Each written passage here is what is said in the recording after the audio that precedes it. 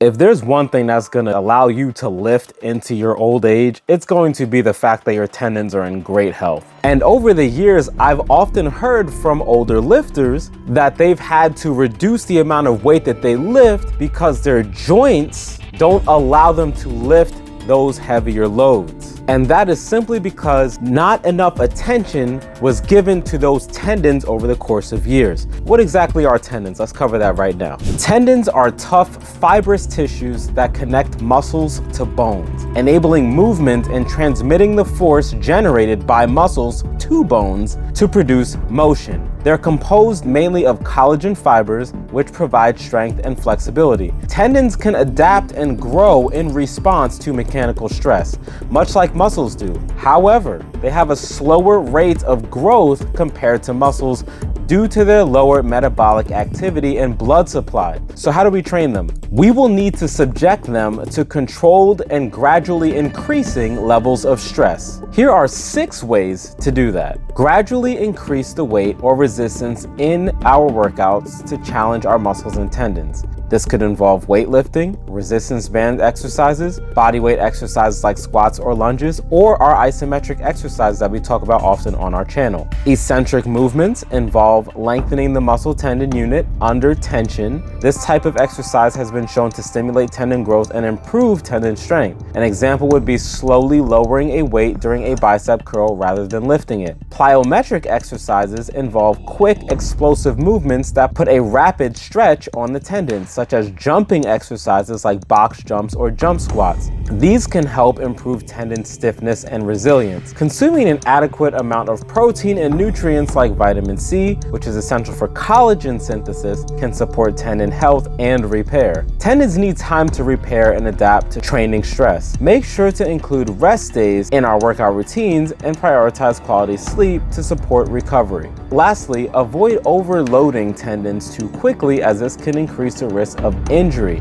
Gradually increase the intensity, duration, and frequency of our workouts to allow tendons to adapt over time. Now you might be wondering, what exactly does this have to do with isometrics? And the answer is absolutely everything, because while I may have mentioned eccentric and plyometrics a couple minutes ago, there's something special about the isometric relationship with your connective tissues. Isometric exercises involve contracting your muscles without changing their length, meaning there's no movement at the joints. Instead, you're essentially pushing or pulling against an immovable object or resisting against an opposing force. While isometric exercises primarily target the muscles, they also indirectly impact tendons. When you perform an isometric exercise, the muscle contracts and generates force, which in turn creates tension in the tendon. This tension stimulates the tendon's mechanoreceptors, specialized cells that detect mechanical forces, including tension and compression. These mechanoreceptors signal to the body that the tendon is under stress, triggering adaptations to strengthen and reinforce the tendon over time. The best part about that is that there is no mechanical abrasion, which is the gradual process of dynamic exercises shaving away at the joint. And in order to progressively overload and get better at exercise, you have to, over time, increase the weight. Weight is not the only factor. Of course, there's sets, reps, duration, rest time. However, huge muscle is not built with 5-pound dumbbells. The load has to be large enough and the duration has to be long enough and taken to failure consistently over time in order to grow said muscle. However, as I just mentioned, over the course of decades is going to have some wear and tear on your joints. It's just a natural part of the process. But it doesn't have to be if the load and the duration are correct, but there's no movement. Now you don't have the shaving of the joints, and so you have all the size and you have all the strength that you want, and you're able to move around as if you were 20 years younger. Now, of course, there's consistency, because by regularly incorporating isometric exercises into your workout routine, it can help improve tendon health and resilience by increasing tendon stiffness and tolerance to load. Additionally, isometric exercises can be beneficial during injury rehabilitation,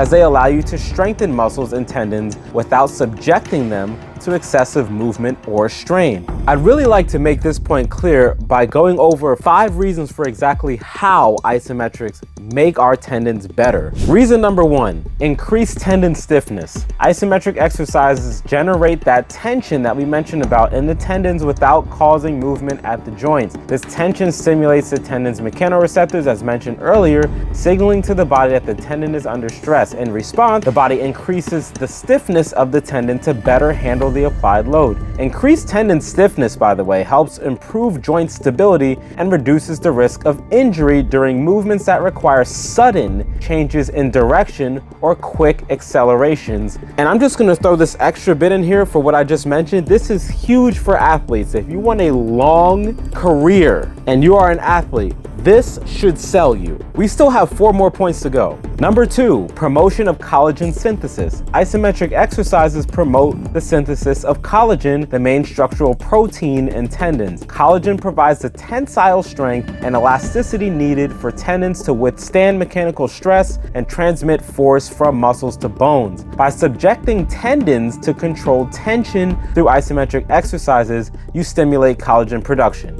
leading to stronger and more resilient tendons over time. Number 3, enhance tendon blood flow. While isometric exercises don't involve joint movement, they still increase blood flow to the muscles and surrounding tissues. This improved circulation helps deliver oxygen and nutrients to the tendons, supporting their growth, repair, and overall health. Adequate blood flow also facilitates the removal of metabolic waste products, reducing the risk of inflammation and promoting faster recovery. Reason number 4, improve neuromuscular coordination. Isometric exercises require the activation of motor units and coordination of muscle fibers to maintain a static contraction. This neuromuscular activation not only strengthens the muscles, but also enhances the communication between muscles and tendons. Over time, this improved coordination can optimize the transmission of force from muscles to tendons, improving overall movement efficiency and reducing the risk of overuse injuries. And if you'd like to learn more about neuromuscular adaptations and isometrics, I highly recommend you check out our video on it here. Definitely check that out, it's great.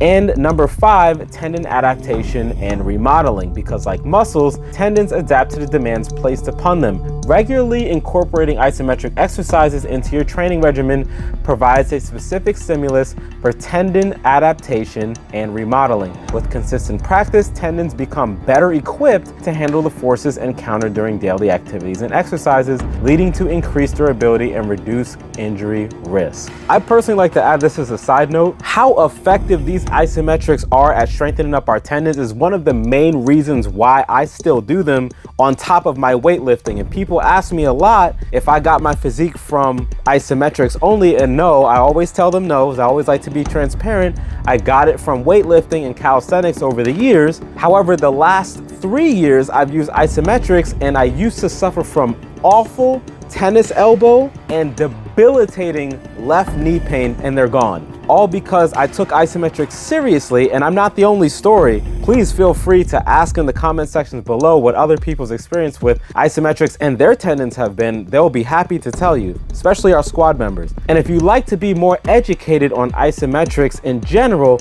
I highly recommend checking out our playlist on isometric exercise science, which you can find right here as a wealth of information, and we'll see you there.